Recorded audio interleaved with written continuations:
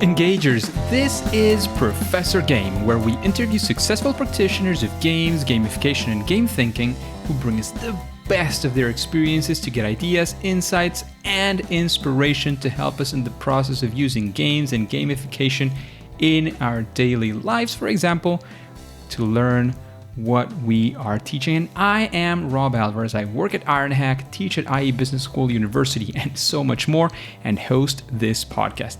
If you have an extra second, please go ahead and subscribe for free to our email list at professorgame.com/subscribe. Hey, Engagers, welcome back to another episode of the Professor Game podcast. And today we have a repeat guest, and I will get you into why he is repeating. But before we start, Erik, again, are you prepared to engage? Definitely, I am. Let's do this because Erik Agudelo has been with us before.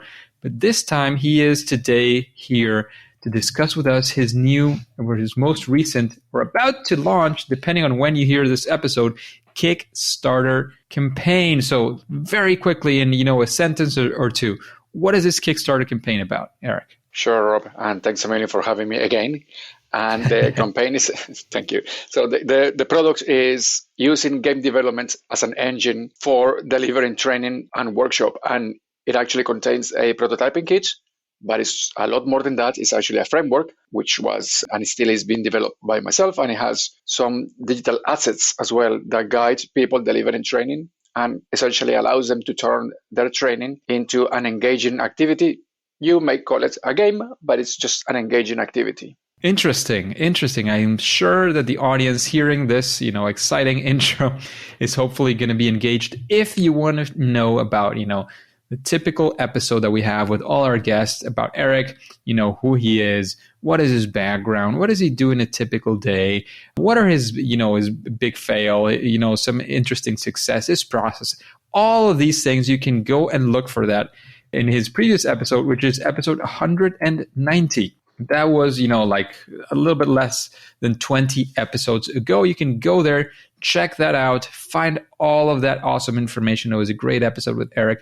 But today we're going to be focused on what is, the Kickstarter about, what is life like when doing a Kickstarter as well, what is this product that you're launching, getting into sort of some more nitty-gritty details and all of these things. So I mentioned this before, and I'm sure things have changed from our first interview. So what does life look like nowadays, preparing or even launching a Kickstarter campaign for Erik?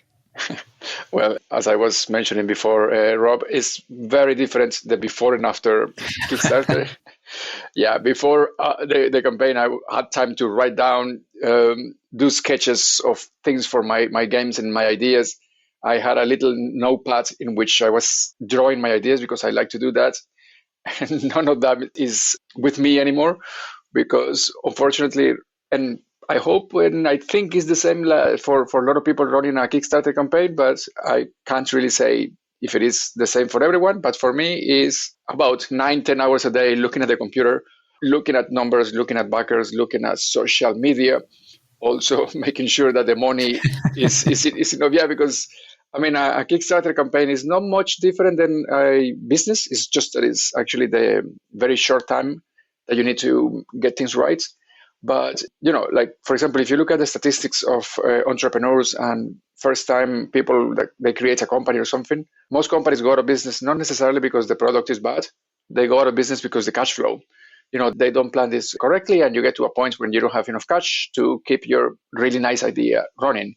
And that can happen very easily with a Kickstarter as well.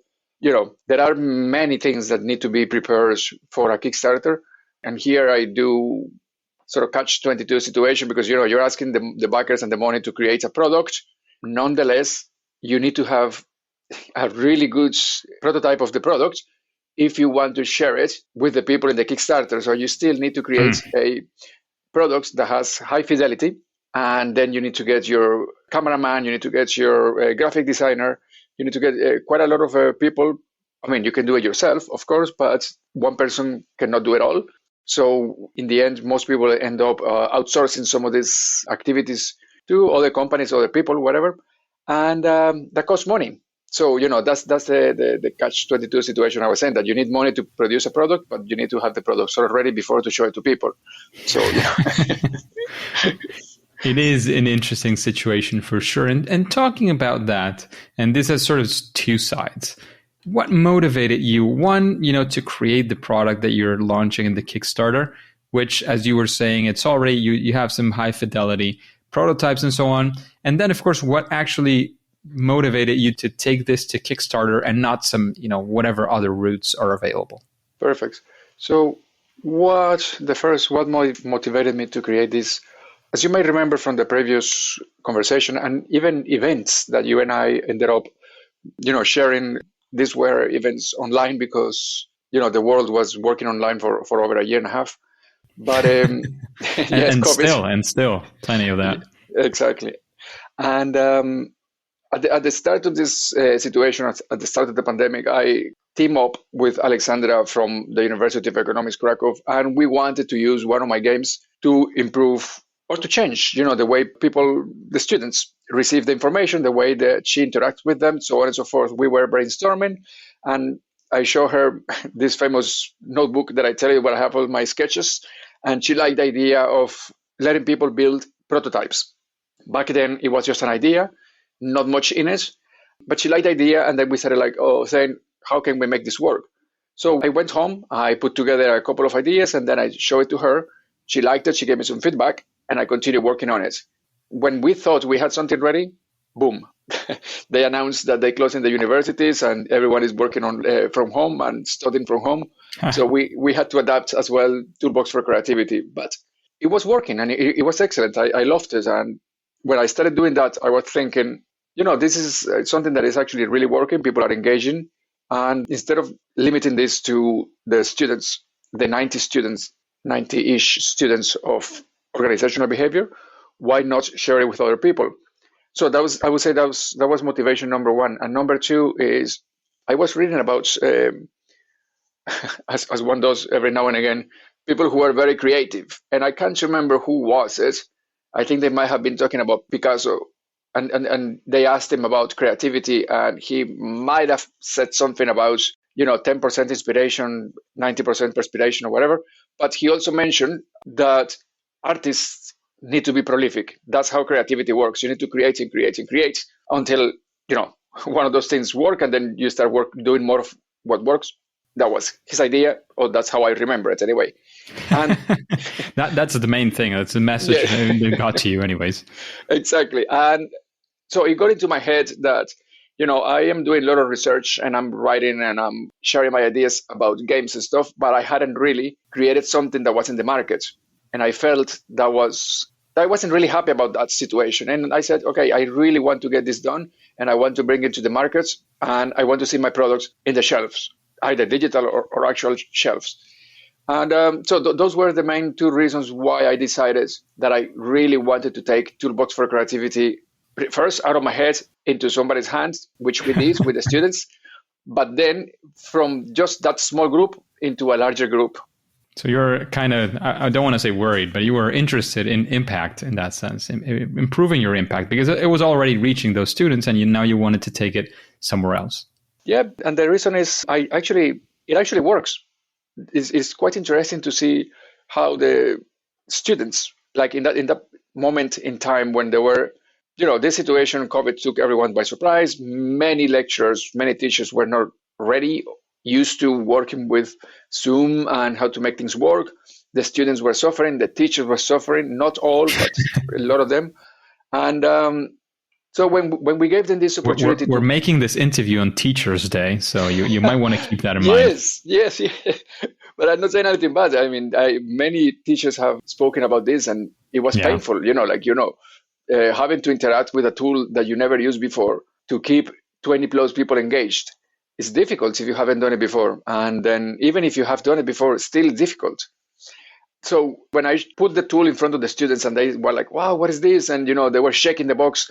They wanted to know what is inside.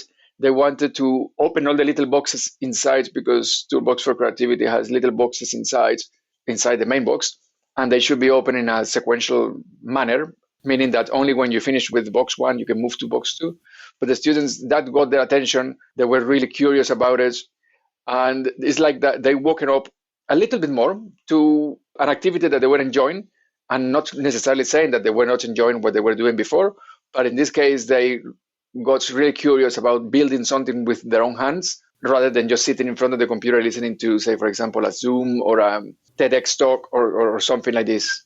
It was interactive, and it has a sensory experience as well. Exactly. And the students as well, you see, on top of the, as I mentioned, because when I say the sort of the building parts, the building blocks of Toolbox for Creativity, I mentioned game design as the main source of the framework for delivering training, but it also has sort of commercial, I would say, recognized techniques of managing product development, managing projects, and managing as well, I would say, creativity a little bit. So what I'm talking about is agile ways of thinking and design thinking. So in this approach that I present, the students themselves, they need to solve some problems. So regardless of what they're studying, they could be studying, say, organizational behavior, like they did in this class, but they could be dealing with even mathematics or history, or they could be studying chemistry. They still need to work in teams. They need to deliver. They need to get used to work in iterations. All of this is agile, and they will learn about this without learning. And this is important because the way education is moving and the world is moving, most of us are going to be working in project-based sort of environments in the future. Nobody, I wouldn't necessarily say nobody, but a very reduced number of people work alone these days. You need a team, you need people around you, you need to communicate with them properly, you need to facilitate, you need to direct the group if you're the one directing, or let somebody do it. In the case of Toolbox for Creativity, we're talking about self-managed and self-controlled sort of teams. And this is one of the essence of agile ways of thinking. My point is that on top of using it to provide the tools for people to develop prototypes of games and learn about the subject that they're learning, which can be, as I mentioned, geography, chemistry, whatever, or it can also be used in corporate training, they also will learn about ways of working in agile and design thinking. I call this secondary learning outcomes in the framework that I developed that is shared with the people who will use Toolbox for Creativity. Interesting. And we've kind of beat around it for a little while. How does it work? Because you said, it's a box that has little boxes, and it includes agile, it includes this, includes that.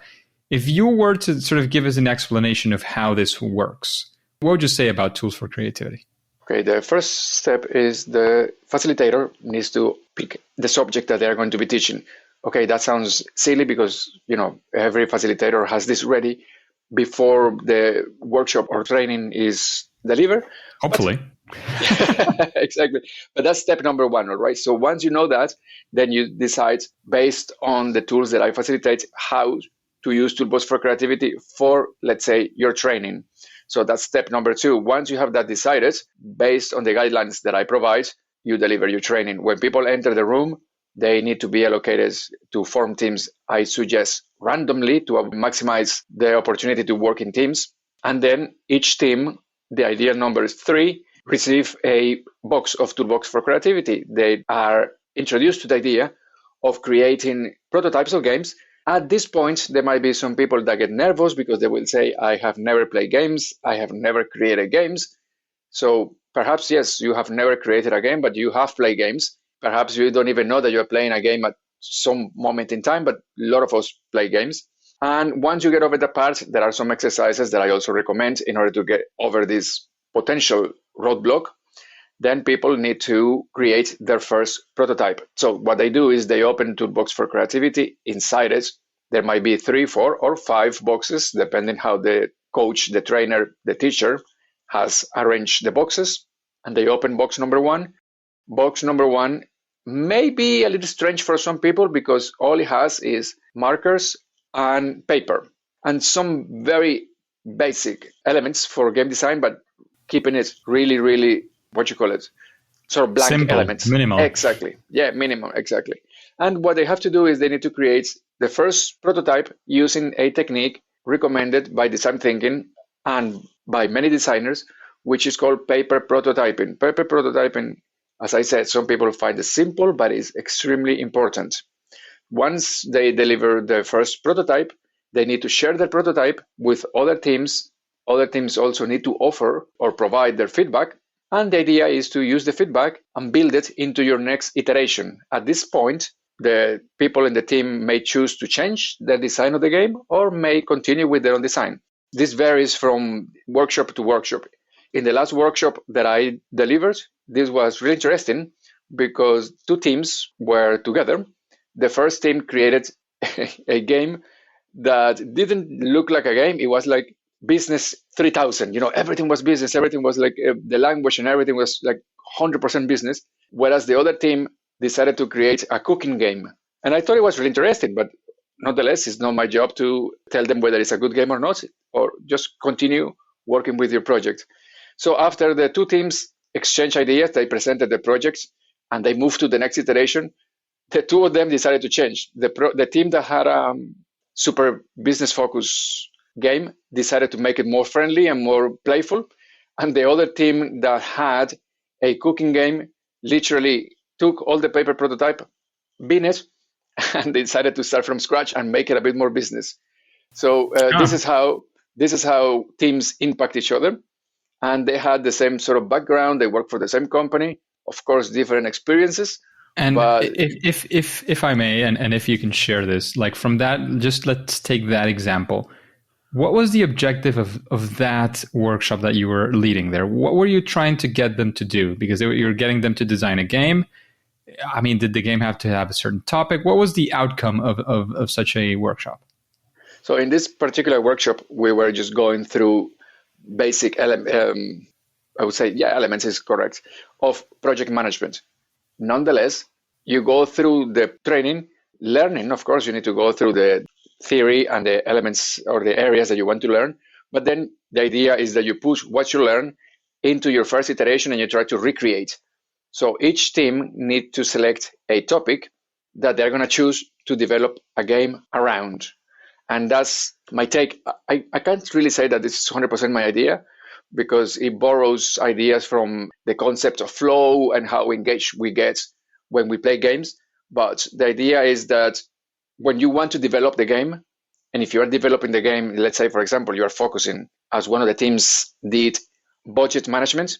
So, of course, you can learn your theory about budget management in projects simply by memorizing what says on the book, or you can try to represent those ideas through a game. And as you go through the iterations and you want to make the game more interesting, people, and this is my theory and it's proven, they will go back to the theory and they say, oh, no, sure, but we can't do this because this contradicts the theory. Or maybe they find a way of managing budget that hasn't been made so clear to everyone, but it fits perfectly their idea about the game. So by doing so, they end up diving much deeper into the subject that they are learning than simply memorizing. And also something that we know when we work with games is if you have to build a game and if you have to explain it to people, even in a short iteration of 1 hour, chances are you will remember that particular piece of knowledge that you use for building your game much, much better than simply memorizing in order to pass an exam. Of course, because you're using it, you're applying it, you're learning by doing as well. You're doing the thing that you're supposed to do and not just talking about it or memorizing it. We are experiential. Yeah, and there is also the emotional impact. And this is another tool that I use in order to maximize the learning, which is I focus a lot on how we make decisions. And this is kind of my background in academic background, how we make decisions and biases and all of this. But one particular bias, and I'm using this purposely in Toolbox4Creativity, is that whatever ideas that we think we produce, because, we believe it's our idea, but in reality, we could be primed into believing whatever. But if you believe that that idea is yours, if you believe that you achieve that conclusion by yourself, there's no, I don't know, it's very difficult to get you out of that state, and you will and you will defend it until the bitter end. So I'm using this as well because I'm putting a emotional charge into people defending and explaining their prototypes. So let's say they work on the budgeting part of project management, and the feedback that they receive is, actually that doesn't work this way, or no, that's not it. And then that's the feedback that they receive. Now, this feedback is going to cause some emotions in these people, and this can take many forms. For example, they can listen to the feedback and try to improve the game, or they may choose to prove their point. Either way, the emotional impact that that situation is causing is creating the perfect scenario for that information to be remembered for a long time.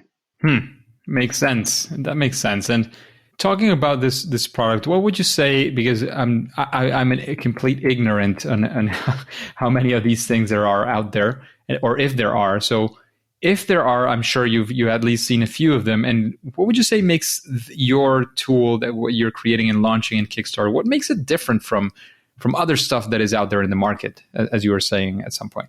Okay, so many of the aspects that I have mentioned about Toolbox4Creativity are unique or uniquely mixed.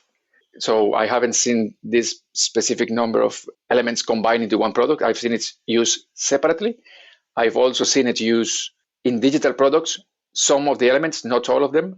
So, for example, having the physical elements combined with agile and design thinking. And again, agile and design thinking is not that I invented it, but I'm using it in this framework. So this is pretty unique. And also using the emotional charge of the situation in which people are developing games, defending their own products. So all of this is neither unique, but it's uniquely, I would say, mixed. And something that I haven't mentioned that Toolbox4Creativity also does is this feedback that I'm telling you when you have to present your prototype, when other people ask you questions.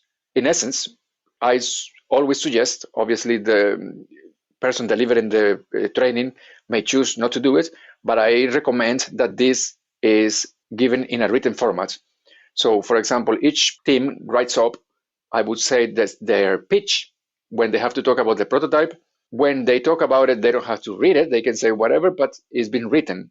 And then using this and some basic tools for data analysis, then you can also try to drive some conclusions about how people are thinking in that particular moment about the subject that they are studying.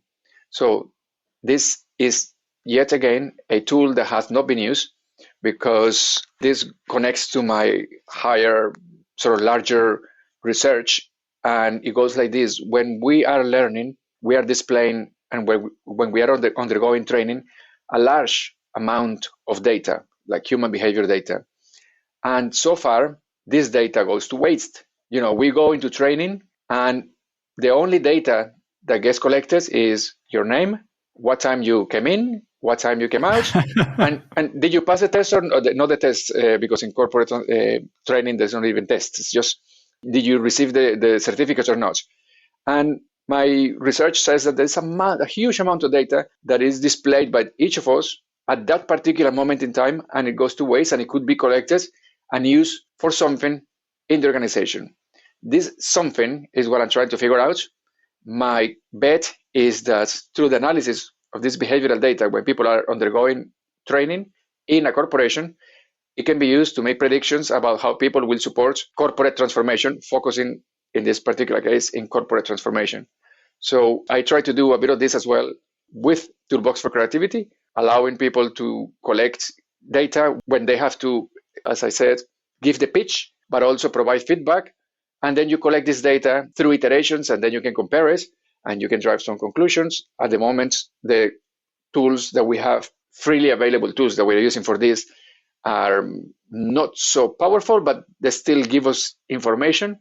And the idea is that through the Kickstarter campaign, I will use some of these algorithms. And these algorithms are, I'm talking about, for example, basic cloud representation of words. And this is created usually with R or Python. And the algorithms can then become a little bit more complex, but it requires a bit of time to create. But yes, Toolbox4Creativity also contains this. It also has the capability to abstract that data in many ways. Yes. Interesting stuff. Erik, I don't know if whoever has the benefit of podcasts is that they launch one day and they remain there for, hopefully for posterity. So I don't know when our listeners, the engagers, or whoever you are right now listening to this podcast, I don't know if it's before during, or even after the campaign has gone by in Kickstarter. What message would you give, this timeless listener that we have here about the product, maybe the campaign, or what comes after that? Sure. Well, Kickstarter campaigns can last between 3 and 4 weeks. So if I'm lucky enough and you out there are listening to this podcast, please go to my landing page, check it out, see what you think about the product and how I described it. I think I'm doing a better job at describing the product in this podcast than actually in the information that I wrote on the website, now that I think about it. But, when you create a landing page, you need to be really careful about the amount of words that you put in all of that. So yes, if you listen to this while the campaign is live, go ahead and check it out. Where do we check it out? Now is the time. Toolbox4Creativity.com, and the 4 is actually number 4. Toolbox4Creativity.com. That is the place to go. Again, whenever you hear this, because I'm sure, if it's before, you'll get a message, Kickstarter is coming up, maybe register for updates, whatever that looks like. If it is during, it'll take you right into that Kickstarter campaign. If it has piqued your curiosity, if maybe you want to be an early adopter, an early supporter, that could be a thing. And if it's after, all fingers crossed, this will be a successful Kickstarter campaign, you'll be able to see what Toolbox4Creativity is up to, and maybe you can get involved somehow, right? So that is definitely the place to go to. Any final, message before we take off, Erik? The final message is that I'm connected to maybe your earlier question of why I did it and I'm doing all of this is I do believe that the way we deliver training has to change because, the way we deliver training probably hasn't changed since the times of Plato, Plato talking to all the students, and we continue doing it like this. We need to find ways to improve it. I propose Toolbox4Creativity. All the people out there also have really interesting ideas, and I invite people to be creative, to be a bit brave, to get out of the comfort zone and try new things when it comes to delivering training and learning in general. Yeah, so that would be my final message. So very well targeted.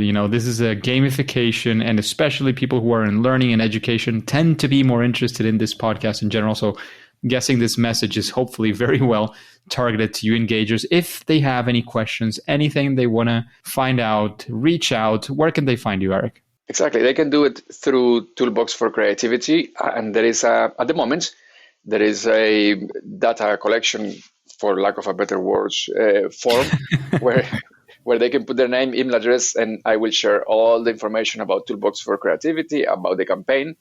And as you mentioned, if they listen to this podcast after the campaign is over, once we build and get the backers, the actual website, Toolbox4Creativity, will become a community of practice for trainers who are using Toolbox4Creativity. So there will also be plenty of information being shared through Toolbox4Creativity.com.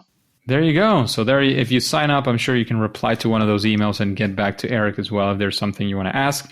Maybe you catch him in the middle of a frenzy of the Kickstarter campaign, and he might take a little while to reply, but I'm sure he will be reading your notes. And of course, every feedback is always valuable, especially in those, crazy times when you're launching the campaign, 2 to 3 hectic weeks that I'm sure you will be having very, very soon, Erik. And engagers, thanks so much for being around. However, at least for now and for today, it is time to say that it's game over. Hey engagers, thank you for listening to the Professor Game podcast, because this only makes sense with you. Let's go ahead and connect. For example, you can use Twitter. There you can let me know, about new guests, about questions, about any, issues that you're having. Or if you just want to connect and say something, say hi. I'm always happy to discuss and to exchange ideas on Twitter. You can find it on professorgame.com/Twitter.